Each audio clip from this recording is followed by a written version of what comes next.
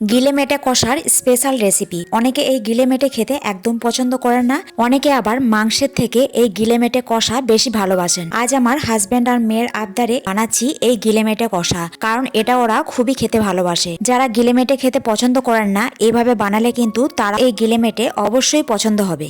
High guys, welcome back to my YouTube channel রাখির রান্নাঘর। আমি রাখি, তো আবার নিয়ে চলে এলাম আপনাদের জন্য নতুন একটা ভিডিও। নানা ধরনের রেসিপি দেখার জন্য চ্যানেলটা অবশ্যই সাবস্ক্রাইব করে নেবেন, আর ভিডিওটা ভালো লেগে থাকলে লাইক কমেন্ট শেয়ার করবেন। তাহলে চলুন আজকের রেসিপি শুরু করা যাক।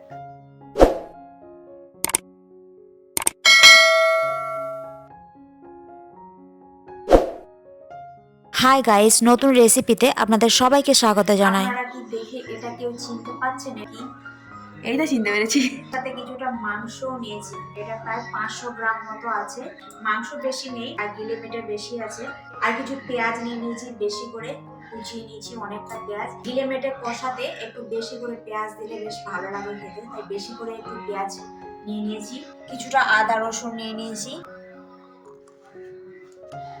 এটাকে ভালো করে একটু পেস্ট বানিয়ে নিয়েছি। তো রান্না শুরু করার আগে আদা আর রসুন কিছুটা নিয়ে ভালো করে হামানদিস্তা একটু পেস্ট বানিয়ে নিচ্ছি। আর এদিকে কড়াই বসিয়ে কড়াই ভালো করে গরম হতে দিয়ে দিয়েছি। আর এদিকে কড়াইয়ে দিয়ে দিচ্ছি 2 চামচ মতো সর্ষে তেল। আমি কিন্তু খুব বেশি তেলে রান্না করি না, যতটা পরিমাণ তেল লাগবে ততটাই দিচ্ছি। মাত্র 2 চামচ মতো তেল দিয়ে দিলাম। এবার ফোড়নে দিয়ে দিচ্ছি একটা তেজপাতা আর একটা শুকনো লঙ্কা। তো ফোড়নটা একটু ভেজে নেবো যতক্ষণ না ফোড়ন থেকে একটু ভালো গন্ধ বের হয়। তো ফোড়নটা একটু ভেজে নেওয়ার পর কেটে রাখা পেঁয়াজগুলো দিয়ে ভালো করে একটু ভেজে নিচ্ছি হাই ফ্লেমে। তো এই যে দেখুন একটু লাল লাল করে ভেজে নিয়েছি।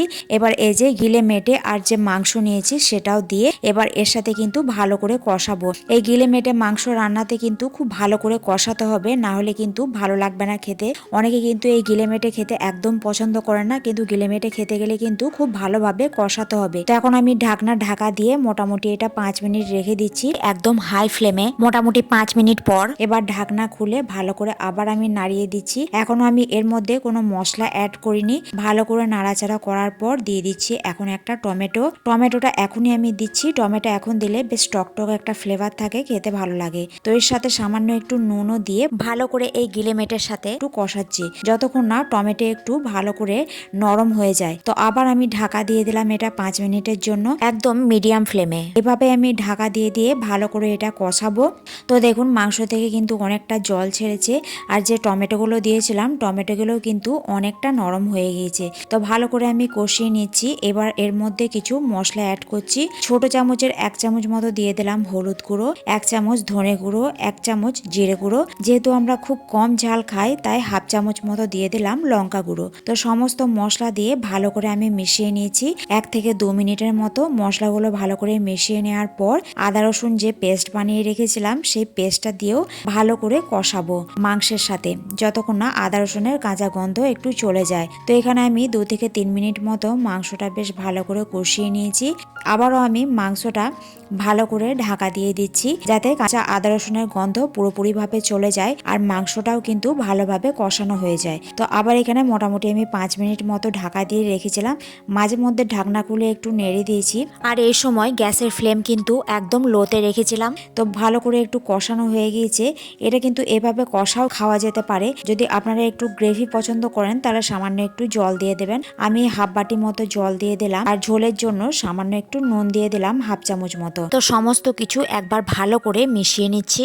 ঝোল ফুটে উঠলে পরে এটাকে ঢাকা রেখে পুরোপুরি ভাবে এটা রান্না করব যতক্ষণ না গ্রেভিটা একটু ঘন হয়। তো এই যে দেখুন 5 মিনিট মতো ঢাকা দিয়ে রেখেছিলাম। ঝোলটাও কিন্তু অনেকটা ঘন হয়ে গিয়েছে আর সমস্ত কিছু কিন্তু সেদ্ধ হয়ে গিয়েছে। আর সবার শেষে আমি দিয়ে দিলাম একটু 1/2 চামচ মতো গরম মশলার গুঁড়ো।